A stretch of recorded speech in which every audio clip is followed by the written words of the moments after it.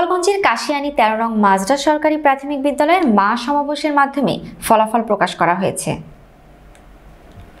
বিদ্যালয়ের সাবেক সভাপতি জনাব মোহাম্মদ আশফুজ্জামান সভাপতিত্বে ও বদরুজ্জামানের সঞ্চালনায় ফলাফল অনুষ্ঠানে প্রধান অতিথি ছিলেন কাশিয়ানী উপজেলার সহকারী শিক্ষা অফিসার ও ১৩ নং মাজরা প্রাথমিক বিদ্যালয়ের সভাপতি জনাব মোহাম্মদ চঞ্চল শেখ।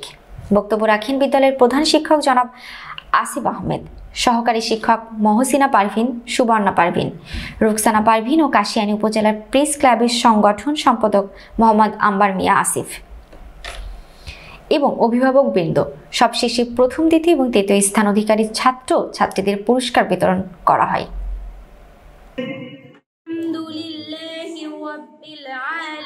তো আশা করি তোমরা নিয়মিত স্কুল করবা, পড়ালেখা করবা, ক্লাসের ফলাফল পেতে যাচ্ছি।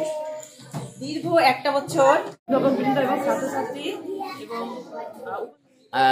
যিনি নতুন সভাপতি মঞ্চে উপবিষ্ট আছেন, এটা ছাত্রছাত্রী প্রত্যেকের জন্য আবার মায়েরা ভালো লাগবে। আমাদের জানা দরকার যে এই পড়াশোনা কেমন হচ্ছে।